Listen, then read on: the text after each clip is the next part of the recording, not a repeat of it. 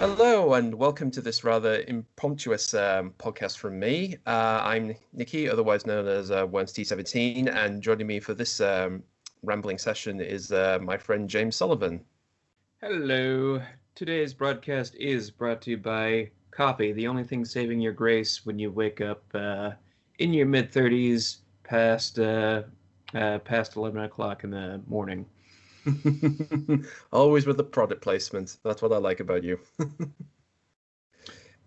It was the least I could do on such short notice. Indeed. So we're going to do a little bit about, we've got two subjects to talk about. We partly because we've been chatting for a while, and I thought it'd be kind of nice to record one of these and, have people hear what our aimless ramblings are about. So enjoy with peoples on the internet. So, all right, we'll kick things off with the the supposedly Tom and Jerry leak trailer. The supposed leak? Yes, supposed leak, as in, of all places, it leaked out in French cinemas and then quickly got pulled off the internet once Warner Brothers found out what was going on. Yeah, I think that's a little bit more than supposed at this point. Yeah. Excuse you. For starters, my big question is this: why France? What movie was it attached to? Well, that's the thing. We didn't find out. I don't think there was enough time for people to say what screening it was leaking onto. So, who knows? Mm-hmm. Yeah. So, anyway, for anybody who's kind of just catching up to this, so not too long ago, there was an announcement that they were going to do a live-action Tom and Jerry movie with the idea that Tom and Jerry themselves are going to be animated characters running around in live-action setting.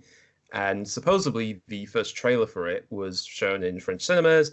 It got leaked on the web via the old handy someone pointing a camera at the screen, because that still exists in this day and age. I'm kind of surprised we still actually have that, even in our digital age that we have now. Of course, it'll be on mobile cameras, but still.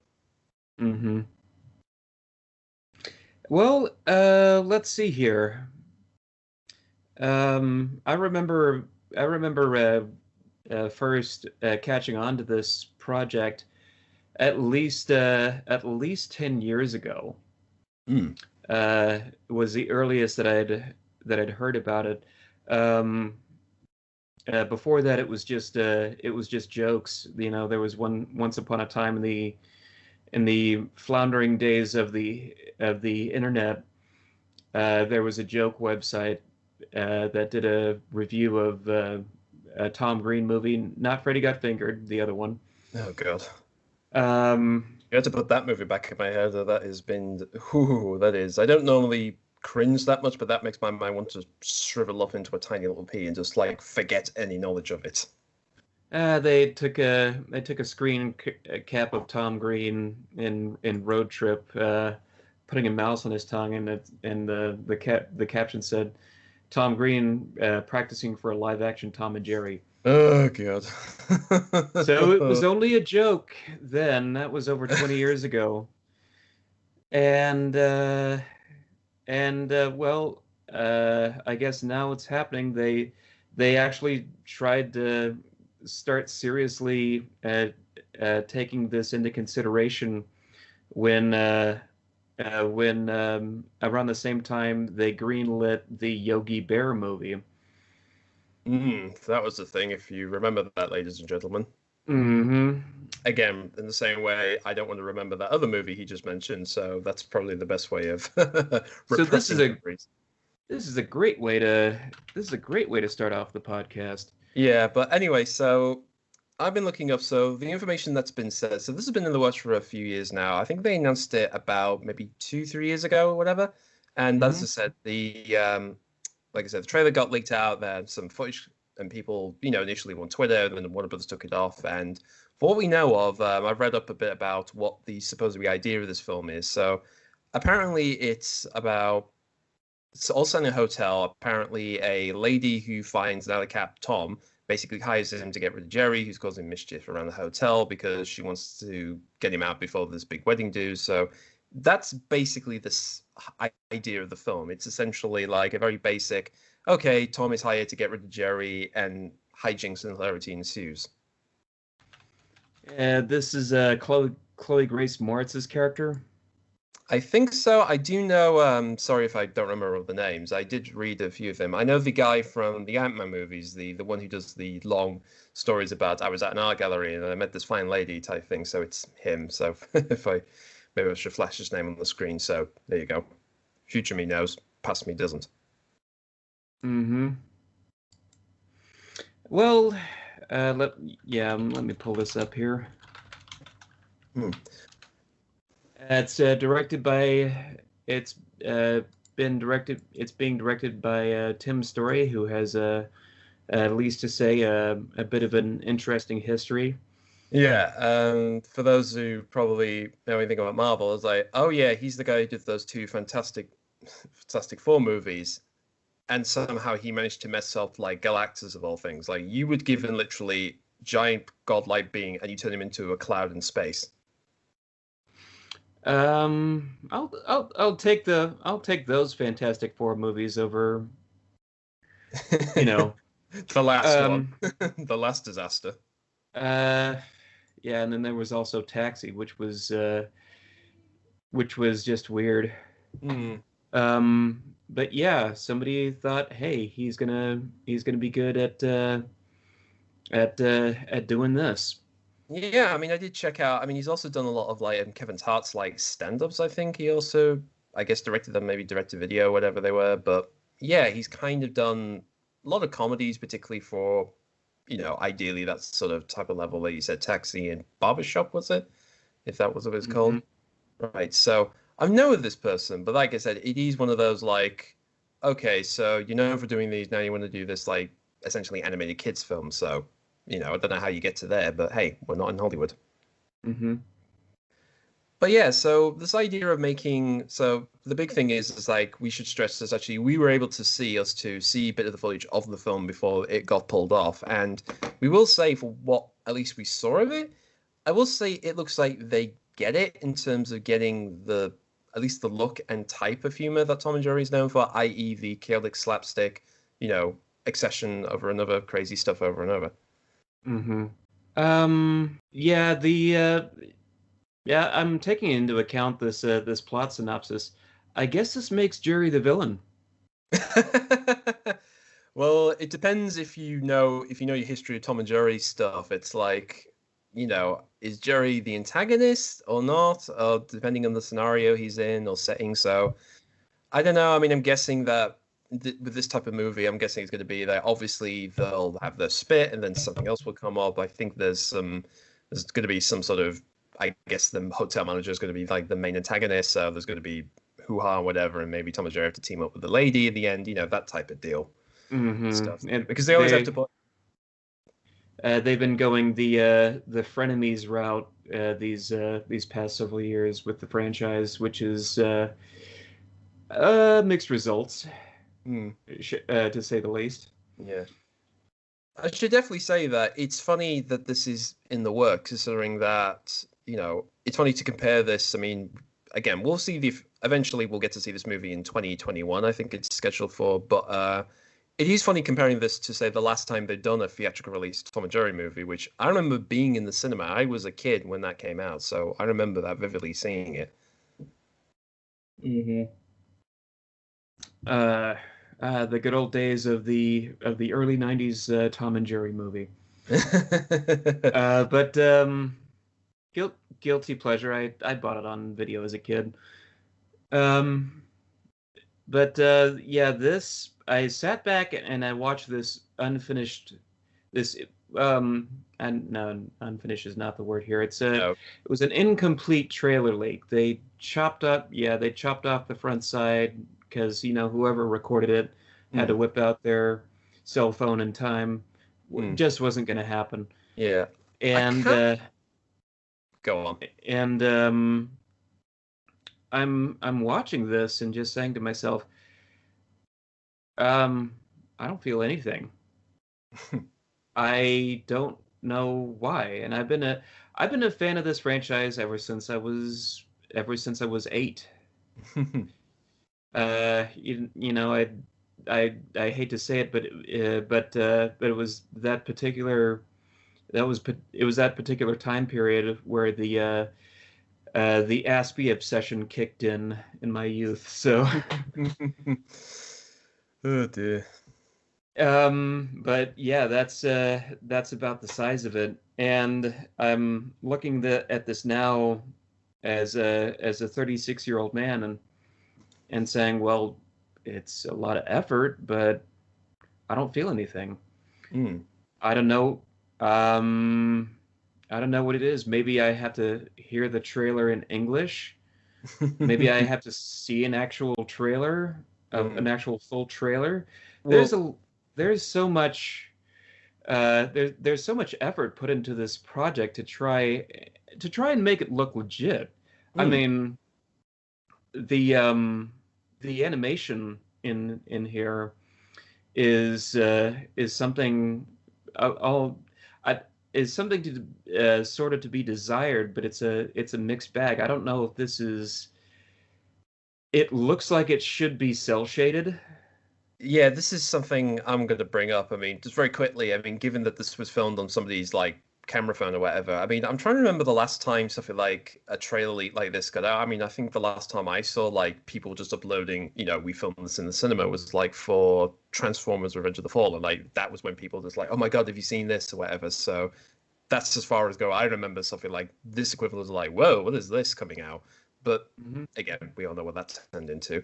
But yeah, I'm so for what we've seen of it, given that it's shaky, whatever, and blurry. But from what we've seen of the footage, it's like the thing that impresses me is that it's clearly going for, like we said, the announcement when they said this that there are going to be animated characters in a live action world rather than make Tom and Jerry look like semi-photorealistic creatures, as in like the Garfield film, for instance. That's like the first thing that comes into my mind when you say like we're going to turn Tom and Jerry into a live action film. So they've just gone the complete opposite direction to that. Mm-hmm. Yeah, And this is sort of I would describe this as being the Roger Rabbit route, mm, um, there's so much CGI interference in here also. mm. But like I said, So what fascinates me is, as you said, it's definitely going for like, if anybody has seen it, the best way is to say it's like Roger Rabbit, Space Jam, 2D characters interacting in the real world. But in this case, it's probably more likely they're going to be 3D characters, but they're more in the vein of like Spider-Verse or the Disney Paperman short, which is like, they're trying to make them look like two-dimensional characters or have like the thick outlines or whatever and work in a way that they feel like in that sort of like the Hotel Transylvania is a good example. Like they purposely try to make these 3D characters act and move like 2D drawings, essentially, like give them like crazy poses or whatever. And again, that's what most people, when they think of Tom and Jerry, they think of the slapstick. They think about how they could distort themselves or they being hit with frying pans or squashed or whatever. That's the level of violence they've always been known for. And for what I've seen of it, there's one section where I think Tom is thrown out the building, rushes back in, lands on a window, just relieved of finally getting down. And then I think Jerry just slams the windows on him, screams, and then he falls off. hmm I'm reading what they did here on the Wikipedia page. It says here the strategy the animators used was to base the animation off a stylized 3D CGI VFX modeling medium through a vintage 2D finish by creating innovative rigging animation techniques used to create 2D animation and custom tools such as lighting and rendering, resulting in the film's 3D CGI animation maintaining the look, feel, and spirit of 2D animation in the veins of the original classic shorts in the 1940s, 1950s. Basically, I think it's trying to say, yeah, it's cell shaded. Yeah, which is kind of the term of we're giving it the 2D, it's 3D objects, but we're coloring them in the 2D look. That's kind of been a thing for a couple of years. And like you said, Spider-Verse, Paperman, that type of sort of like level of it. Mm-hmm. It's funny because I think I read that as well. It's done by Framestore, which is a visual effects company in the UK. We do a lot of movies. In fact, they did the two Paddington features not too long ago.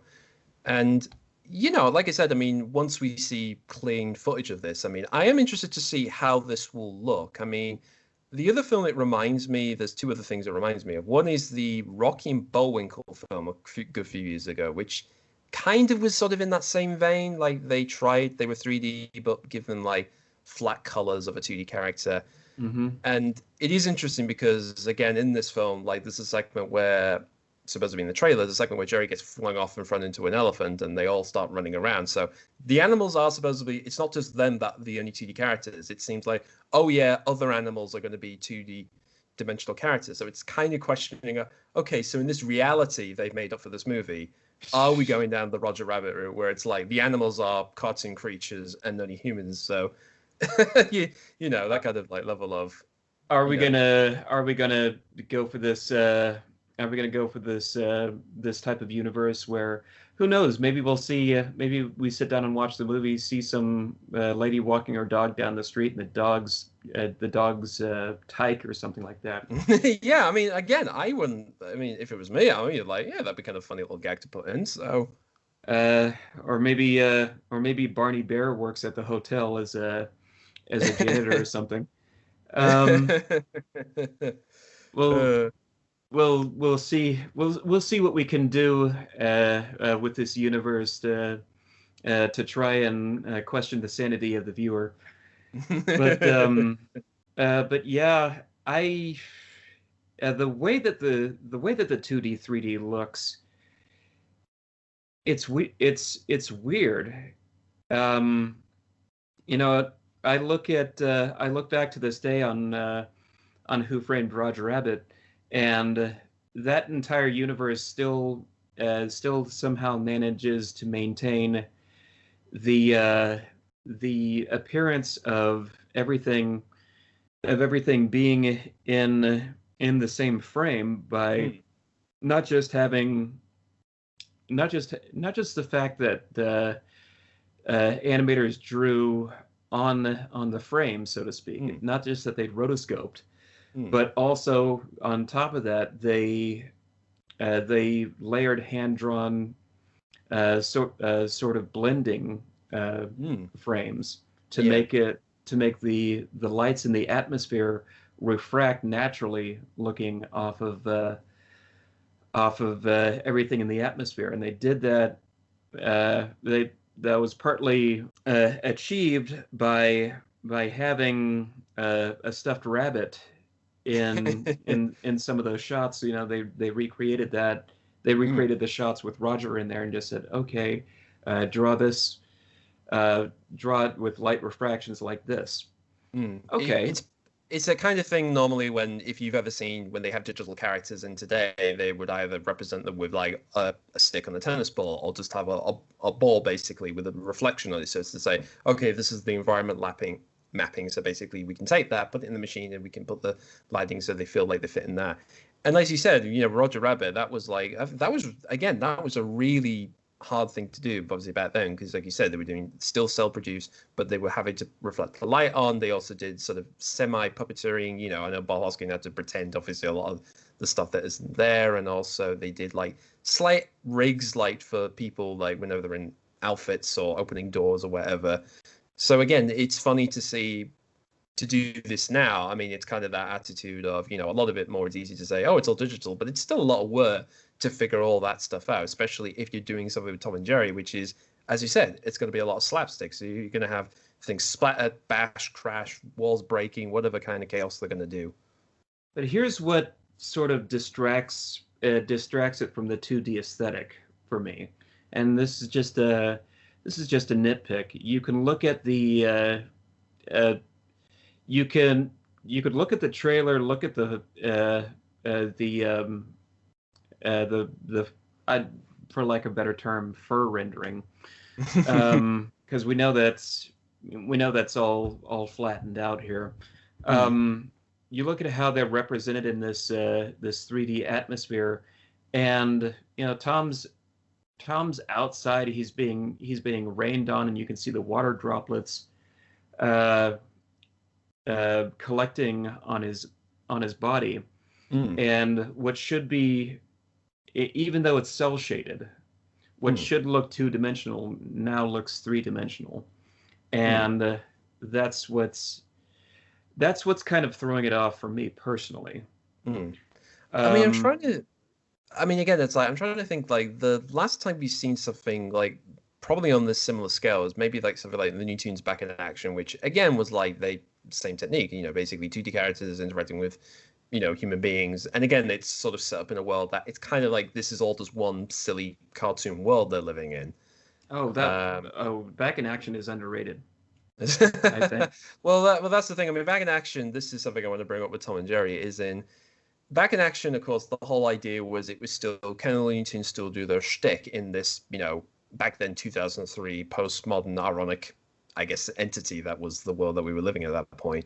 So, and again, it's like there's some good stuff in it. Most of the stuff to do with just them doing their shtick, like the whole bit with the art gallery stuff with Elmer jumping into different paintings, that was kind of good. And there's one or two bits, but a lot of the stuff, it's like, yeah, some jokes fall flat, and when they just outright call references to stuff that was around that time, it's like, yeah, it's just, it's a little. I mean, it's easy to say it looks desperate, but it's like it's the weirdest thing actually. Given that this is Warner Brothers we're talking about, they've had this weird notion, particularly with Tom and Jerry. They've had this really weird thing that they don't know what to do with these characters they've got. Like, we know recently they've done new Looney Tunes cartoons. It's basically just do new shorts in those manners and styles that people remember and love. And with Tom and Jerry, like, the weird thing about Tom and Jerry is in, like, pretty much post, I want to say, really after, like, the 90s film, it's like they've really still trying to figure out what do we do with them. Like, we've tried to put them in, either you just do new one-off shorts or you put them in a series, which they've done too. They've done, like, Tom and Jerry Tales and the Tom and Jerry show, which, I mean, they were kind of, I remember Tales was okay. It kind of felt like that's the right progression. Just put them in new scenarios and get the jokes from there. But again, some of them just sort of weighed, I think, both in terms of the animation they had and some of the jokes and even the music just wasn't quite right. Like they couldn't get the balance right for my taste. Mm-hmm. And there's also been this whole thing of, we've had the whole slew of direct-to-video DVDs, put them in anything we happen to be sitting on the copyright for. So, that's why I've had them in The Wizard of Oz and, Chocolate Factory and Johnny Quest for seemingly no reason. That's the weird thing about it, is in like, for characters who don't speak and arguably you could put them in any scenario, why put them in more, dialogue-driven stuff and characters who need a lot of talking and things and just have them prattling around in the background, which is like, isn't that kind of what they did with Scrat? That's kind of what Scrat was in the Ice Age movies. Occasionally, you just cut to him doing his shtick, and you got the rest of the movie to continue, and they don't often collide or even do anything with each other. I'd say it's for the same reason they crossed over the Flintstones with WrestleMania. They did it just because they could. Take two ingredients that don't necessarily belong to each other, throw them against the wall, and see if they stick. Yeah. But yeah, at least the Johnny Quest crossover worked, at least in my opinion, just because it wasn't forcing them into something that they didn't belong in. I'll put my hands up and say I didn't see most of that stuff anyway, so I don't know. I mean, put it this way, my knowledge of Johnny Quest was the 90s Real Adventures. That's all I know of that series, if I'm being honest. Mm-hmm. Yeah, that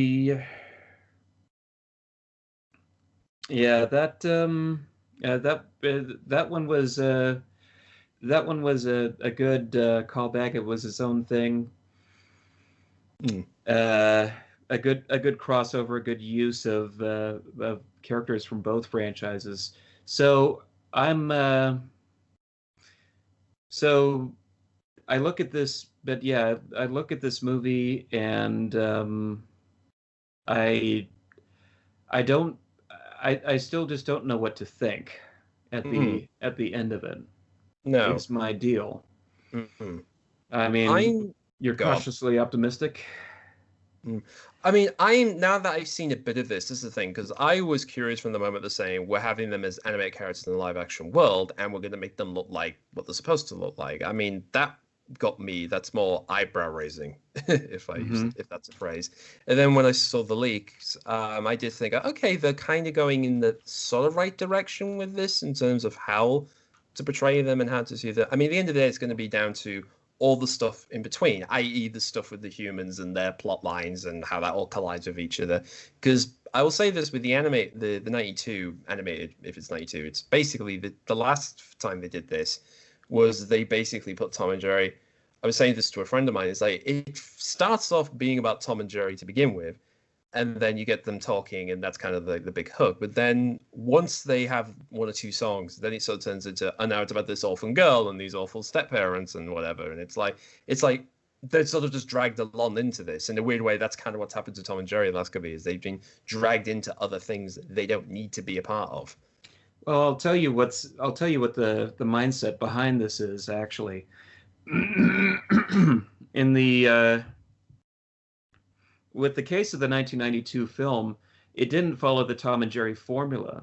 It was trying to do what so many other animation studios were doing at the time, which was mimic the Disney formula. Disney.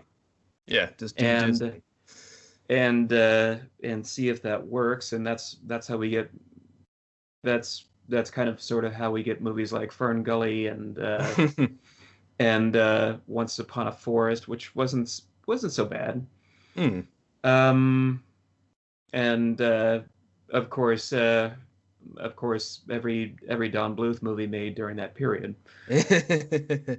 Yeah, I mean, the funny thing is they did advertise the Tom and Jerry movie as a musical. Like, they had Terry Manchin, famously the Pink Panther composer, doing a lot of the songs. So it's weird to think that. I mean, Tom and Jerry's done music. They've done shorts about playing with music and stuff. There's an Oscar-winning short, of course, about one of them. But again, it's the fact that they advertised it isn't. It has songs and whatever. It's like it's not the first thing you think of when you think of Tom and Jerry. So that was, again, as you said, it was part of the time. It was basically Disney's renaissance was going on at that point, so everybody was trying to jump on the bandwagon. So flash forward to to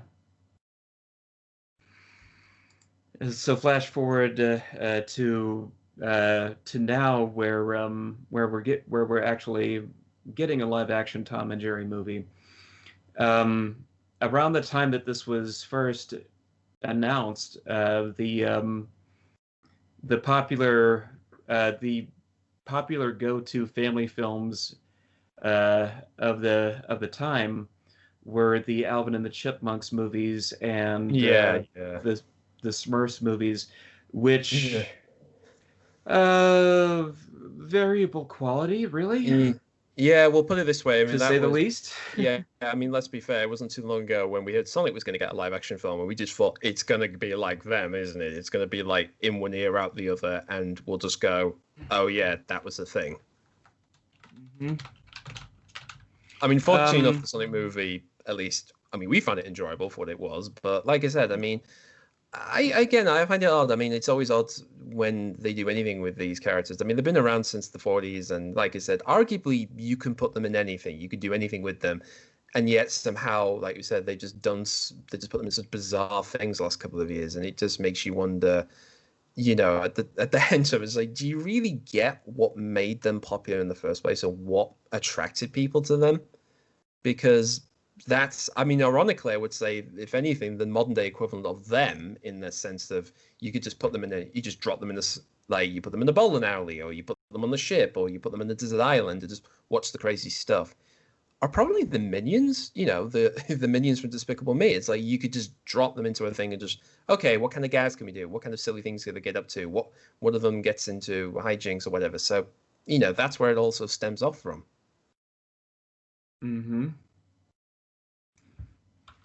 So like you said, I'm kind of cautiously optimistic now that I've at least seen a bit of this stuff. But yeah, I mean, again, I'm still, you know, if it turns out, I mean, the worst it will be is like the stuff with them is probably going to be good, but the rest of the film with everybody else is probably going to be like, you know, been there, done that, whatever. Indeed.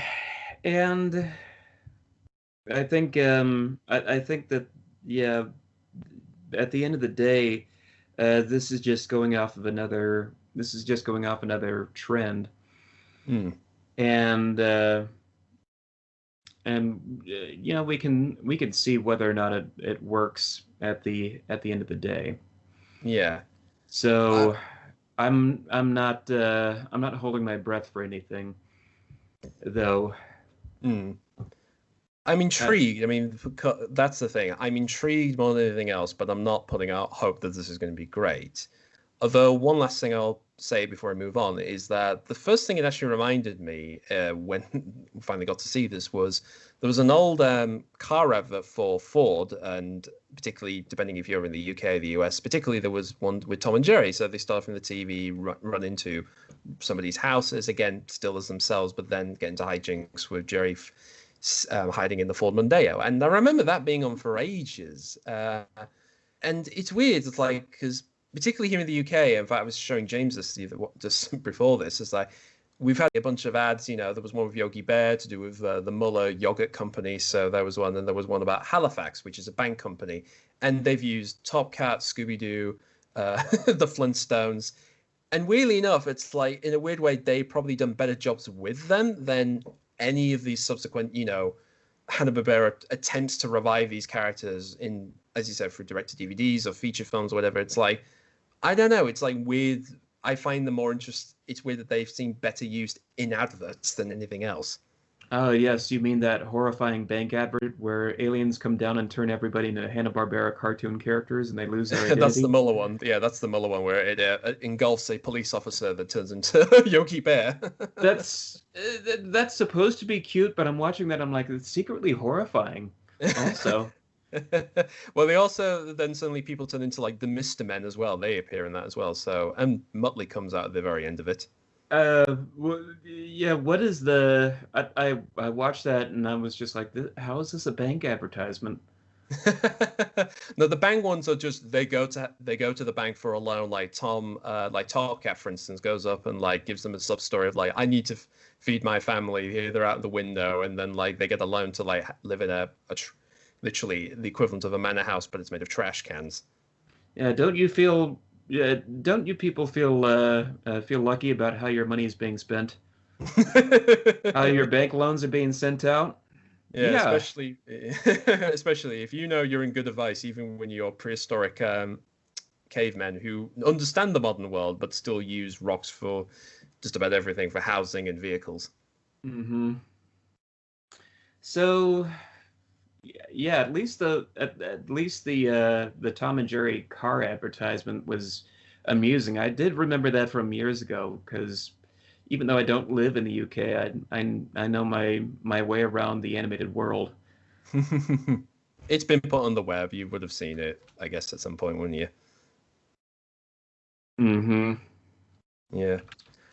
I mean, I would say what fascinates me the most is, as we said before, that Tom and Jerry have been put into so many different things. One of the things I'm surprised they've never done, and I don't know if they'll ever do it if it's bankable, is have Tom and Jerry just appear in the dozens of in another Scooby Doo film because they've done just as much as like, they meet Kiss, they meet wrestling fans, they do this and whatever. So I'm surprised they haven't done that yet.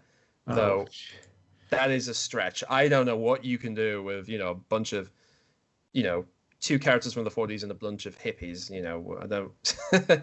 Somebody, you know, Scooby Doo apparently now exists in the same universe as Elvira, Bill Nye the Science Guy, and frickin' Batman. So yeah, they don't know what to do with that franchise. no, It's all no. over the place. Yeah, and like I said, I don't know if they'll ever get to let's just put Tom and Jerry in there just cause. I think that would be like we've really just hit rock bottom. Eh, I could see Tom and Jerry having a Scooby Doo crossover, I mean, I'm but not putting again. I bet somebody at Warner Brothers is going, not a bad idea. But like I said, it's execution, how you do it. That's always the main thing. So, like I said, I gave up on Scooby Doo years ago anyway, so I don't know. So I don't care really anymore. uh-huh.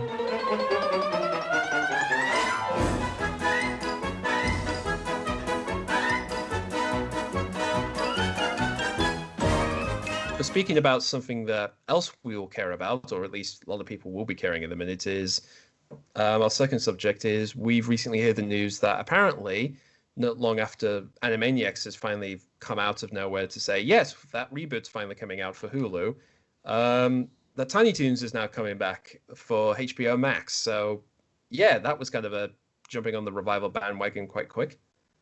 All right, another series for me to watch on Kim Cartoon because I'm not subscribing to HBO. Well, I wouldn't name names. I mean, to be fair, it's like we watch them through discretion. Mm-hmm. Regardless,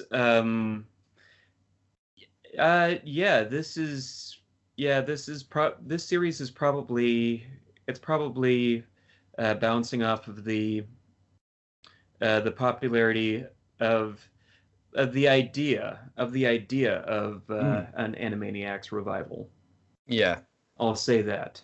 Yeah, I mean, we don't know. They've probably been working on these two about probably the same time as each other, or maybe as Animaniacs was wrapping up, they were thinking, "Oh, why don't we do this as well?" But yeah, it is kind of weird to see, arguably, the two. Put it this way, I mean, both of these shows are kind of renowned for being like the comeback of sort of high quality, smart cartoons of the mid-90s, that type of deal. It's often sort of in the same areas of like the Nickelodeon shows and Cartoon Network stuff. So, it's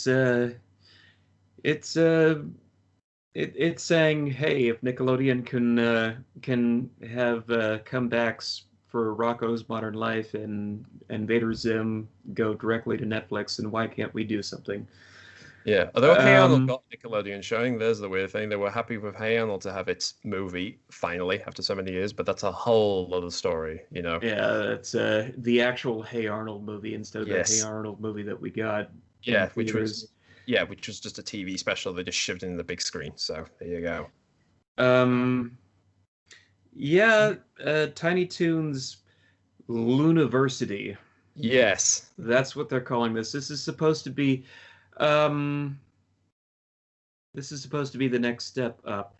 For starters, I'd like to address the first complaint that's being leveled against us when they announced that Animaniacs was having their revival.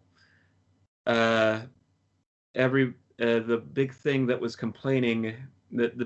everybody was complaining about was the original team, that being the producers and writers and a lot of the actors not being on board with it.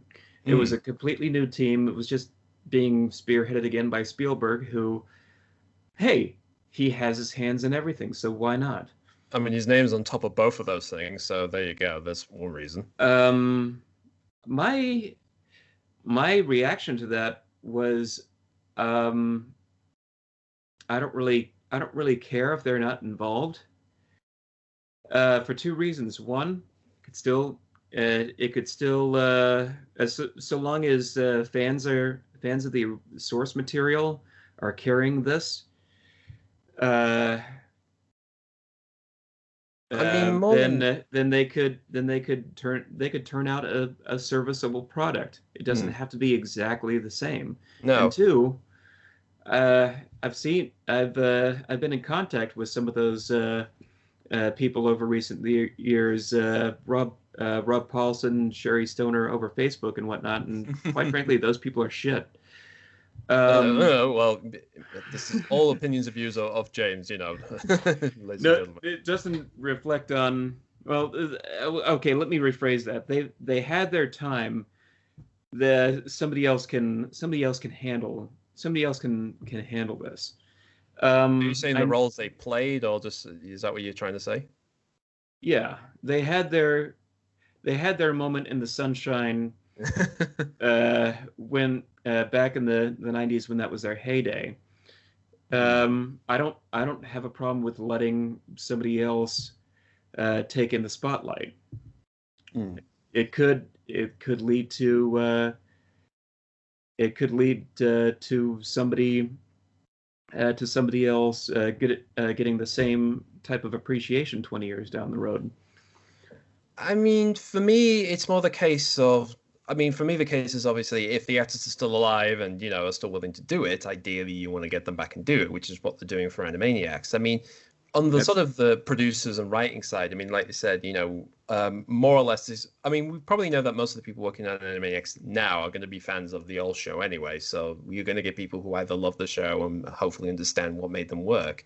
That said, what I find fascinating about with this and Tiny Toons is, Tiny Toons was really the jumping point for a lot of stuff that became like that sort of mid-period of Warner Brother cartoon renaissance. Because this also led into Batman and Tasmania. That sort of like Midnight Pinky in the Brain.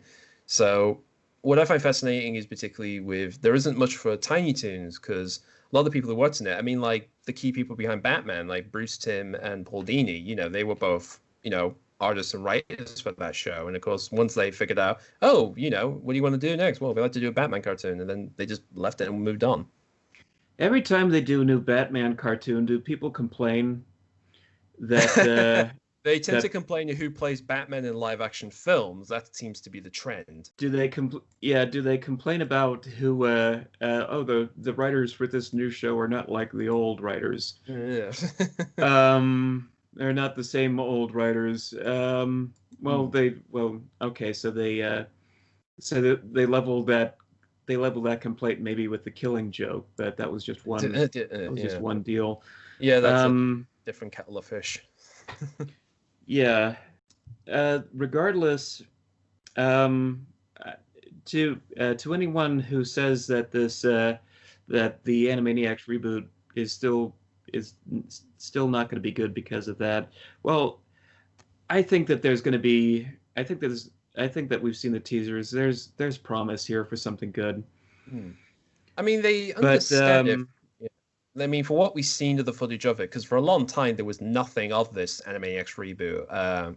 We heard about it was in the works and going to be for Hulu, but that's all we knew. And aside from Pinky and the Brain being in it, we didn't know what the tone is, what they're going to look like, how they're going to address, them being off the air for so long. And, they've answered all that stuff within just the last few months, really, with the showcasing of it.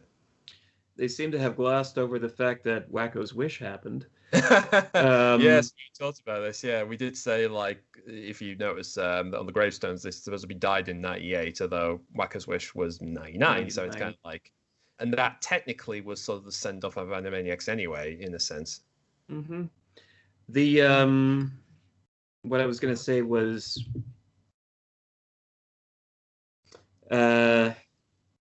if there's going to be setbacks with this new season.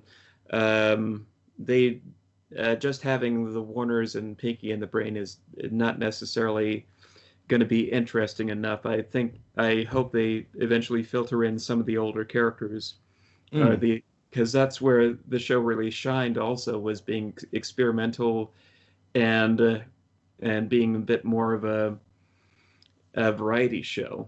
Yeah. Like Tiny Toons was. And yeah. Well, I would say the difference with Tiny Toons, as you said, Animaniacs was a variety show. Like, here are characters and sketches you can watch and get them different scenarios. Whereas Tiny Toons, the setup was, these are meant to be the new generation of, the next big Warner Brother characters like Buster, Babs, Amira, Monty. They're all basically, I mean, essentially, when you think about the idea of Tiny Toons, it sounds like, here are the kid versions of the Looney Tunes, which luckily wasn't that the first time around, though we did get that a few years later, but that's another show. Mm-hmm. Maybe Looney Tunes, if you remember that.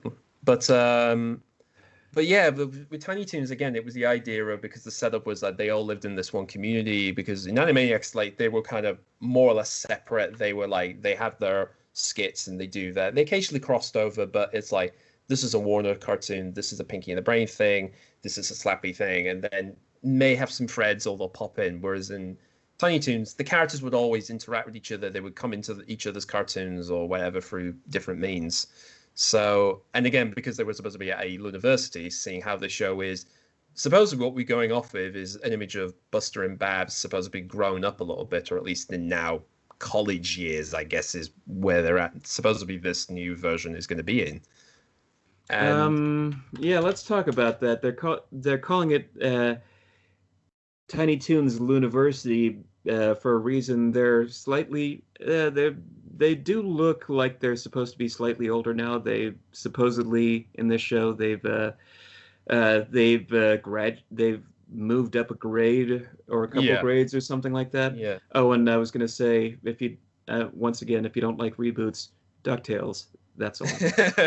Um, um, it they're they're complaining. They're leveling the same complaints that they did when the Animaniacs reboot was announced. Hmm.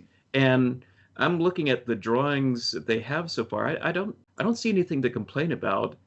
They No. still look like the same characters. They're probably gonna rehire some of the old voice actors. Although Cree Summer has made it a point that she won't be returning as Elmira. Yeah, this is something. This came out not too long ago. I mean, we talk about, not many characters coming back for Animaniacs. Apparently, they're taking away Elmira, who was sort of like the reverse of Elmer Fudd, which is like, whereas he wanted to either capture or kill animals, she loved them, but she loves them so much almost to death, so that's why they were Mm-hmm. afraid of her.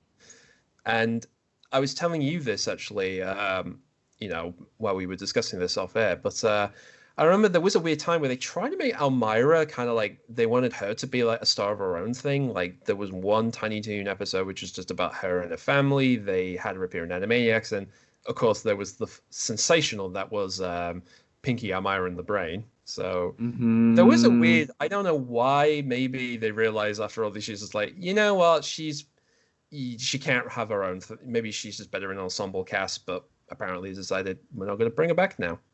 Mm-hmm. I don't mind too much. Yeah, I think yeah, the character was amusing during that time period, but they milked it so much during the '90s that especially with that spinoff that nobody asked for, Mm. and um, I just, so long as they do the rest of the cast and the stories justice, Mm. if they somehow manage to carry the spirit of the original show, or do something, or even do something in the same vein of it that Mm. still works, that's good enough. Mm. They once again they don't have Tom Ruger on board, or Sherry Stoner, the original. Who Yeah. cares? Yeah, Who well, cares? I did look up. I did look up. I mean, there was a thing. Obviously, Tom Ruger pointed out like they weren't even asked to do the Animaniacs comeback, of course. And I think this is again the difference between Toons and this is Tiny Toons was more or less. I think it was sort of semi set up by the time they came on. I think they had a hand obviously creating some of the characters, but the sort of idea of it is we want to do new generations of Looney Tunes, and they were able to morph them into what the show was. Whereas Animaniacs was much more of this came from them. It's like Spielberg, great, okay, I want another show from you guys. And originally they were going to be ducks. That was the irony. Animaniacs were going to be ducks initially. Then, of course, this is Mm-hmm. back in the mid-90s where ducks were everywhere. We had DuckTales, Darkwing Duck, Count Duckula. So there were a lot of ducks on television already. So then eventually turned them into what we all know and love. Mm-hmm. And like I said, I kind of understand that aspect of, it's something that show's probably more near and dear to him and maybe some of the other team members because it was something they really homed in for. But again, it's difficult because it's like some shows bringing stuff back, and like we said with Tom and Jerry, the thing is like they were William Hanna and Joseph Barbera's characters for the longest time. From the 40s right up to, I mean, the mid 50s, I guess, when they stopped making the shorts theatrically. And then, of course, they moved on. Chuck Jones did a series of them, and then there was this really weird, cheap versions of them. I can't remember the name of them, sorry. Then eventually came back onto TV, but like Tom and Jerry Kids, and like I said, over the years. But it's kind of, this is the irony, is that these characters could arguably live forever.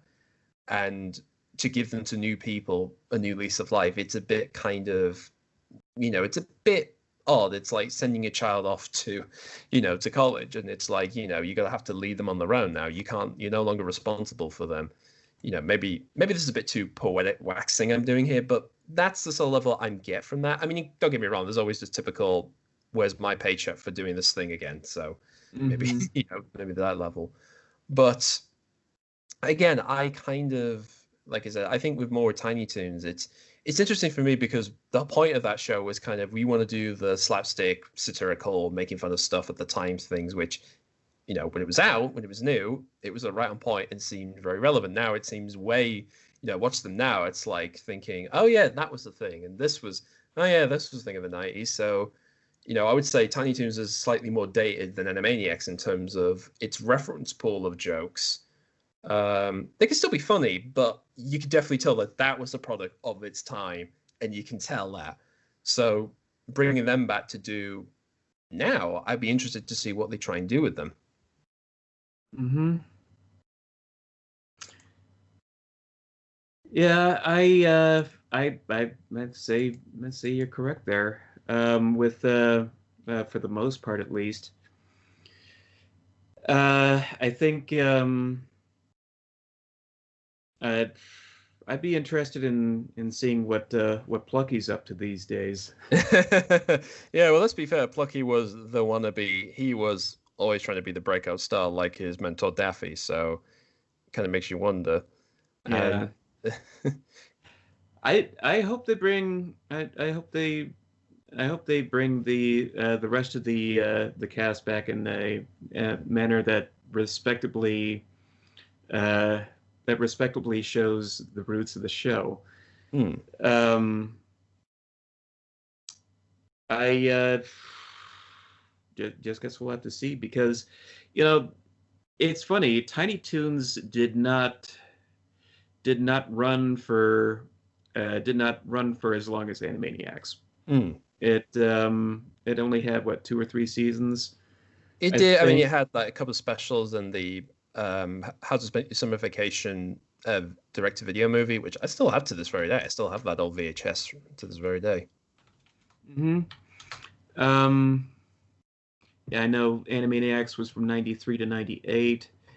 Hmm. Uh, Tiny Toons, 1990 to 1992, and that's where, um, even though it was even though it was a popular show, it sort of maintained its popularity through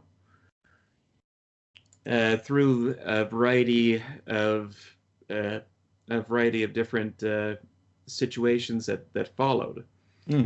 Um, not ju- They continued building on the franchise uh, through through not just TV specials, but also through video games. They were still making video Yeah, yeah. games. They were still uh, making video games for these characters all the way up through the early 2000s. yeah, I mean, Not I saying remember. not saying that they were good. No. Um, Particularly, I remember the Tiny Toons one. They were like these 2D point and click ones for like the PlayStation 1, and that was like 99 as late as that was, and that was like way after the show had sort of been long gone, basically.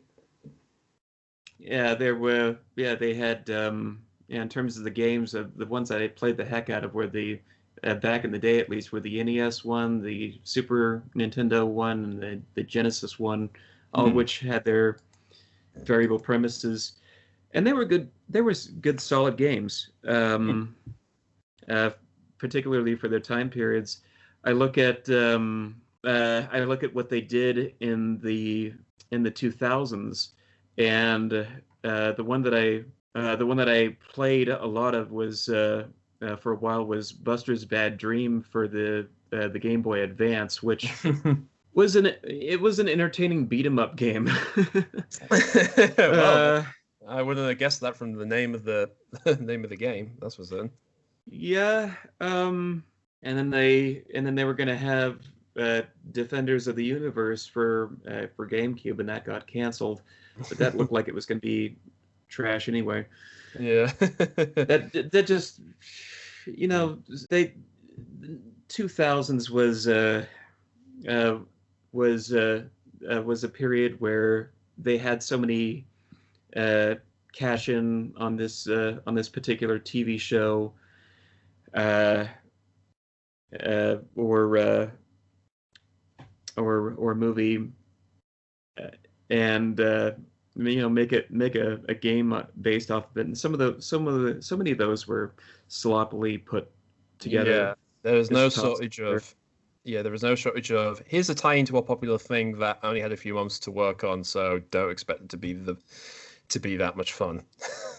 I mean, yeah, the ongoing joke, joke about that stuff used to be, oh yeah, movies, video games based off of movies equals bad. No, not all of them. Hmm. I can think of a few good games based off of movies. Um, the Street Fighter the movie game was probably better than the actual movie. Um, Then again, you don't have a lot of you miss out a lot of M. Bison's wonderful quips by the late great actor. uh, yeah, for the most part, when they did this sort of thing for kids, cartoons and TV shows back in the '90s, they seemed to make some good video game titles. But if you tried to do anything like that in the 2000s, you would have it was all Superman 64 everywhere you looked. Just really That was the Looney Tunes forever characters curse. moving like Yeah, this. it was the well. I mean, really, that I mean, the irony. I think even for going to the Looney Tunes areas. I mean, you had like Bugs Bunny Lost in Time, and the Taz Unleashed stuff. There were a couple of those type of things, and like I said, I find it funny, particularly the legacy. Like I said, getting back onto the legacy of the sort of Spielberg cartoons at the time is then Tiny Toons was sort of effectively made for kids, but it still had enough stuff and reference point for older audience to pick up. When Animaniacs was sort of like, you being a bit older, sort of like reaching you like being 7 or 8 or mid-teens so you can get it. And then subsequently Freakazoid was like the real oddball one-out show, which was like this was predating crazy off-the-wall meme humor before the internet really made that its selling point, really. Hmm. So, I mean, that's what I find fascinating is in bringing back these, shows now. It just makes me wonder, can they still survive? Because the irony with Tiny Toons is that they were kind of, and I've said this too many times with Animaniacs, it was done as he's just showing me a screenshot of a Tiny Toons game. So This is what we would have gotten. Look at those graphics in all its glory. yeah, those PlayStation 1 era game. The irony, of course, is that with these PlayStation shows not 2. coming. Oh God Almighty, that's even that's how long ago it was, and that was the PS2 era as well. I mean, the irony, of course, is that with the shows coming back, I mean, if they make games now, they all be just mobile stuff. Although, that said, the worst they could do is just make them endless runner games. I think that's kind of the last ditch effort to do is make them those type of games. Hmm. So, but I don't know. I find it fascinating that they're bringing these shows back, and considering that where we live in the time that we're living in now, especially for animation, it's like again, a lot of those shows, the Spielberg cartoons, they were the jumping off point for a lot of stuff to really flourish and go even crazier and wilder and explore different areas. So the case now is, can you still have them do their shtick still today, but acknowledge what's changed, what is different, and the type of humor people are used to now? That's the real big concern of doing these things now. Hmm. So, what do we expect? Just hope for. In this case, I'm just gonna hope for the best. Yeah, I mean, all you can do is it's down to we have to watch them, we have to see them in entirety, and then it's down to us really to say whether it's good or not. I mean, whether we'll be talking this in say 10 years' time, that's a whole other thing. But for here and now, it's a bit of a up in the air and wait and see one of them falls down, hits the ground hardest. Indeed. Hmm. Alrighty then. Yeah, well, anyway, I mean, that's probably exhausted everything we wanted to talk about. I want to thank James for coming in and doing this little random rambling with me. This is kind of a one-off for me. I mean, I don't know whether we're going to make more of these or not. Maybe there'll be other crazier stuff for us to chat about, whatever. But if you've enjoyed it, I mean, first of all, definitely give James this stuff a watch. He does a series called From Pages to Pictures, a look at books to films. So definitely get his stuff out. And as for me, I'm just the oddball person who likes to do random video edits and a bit of animation. So who knows? So maybe this will be a thing, maybe not. But if you've listened to all the way up to this point, thank you for that at least. Thank you at least for sensational double ramblings from two oddball people. But hey, that's the world we live in today. Indeed. So, until next time, folks. Yeah, so thank you very much. And as the old saying goes, that's all, folks. Indeed.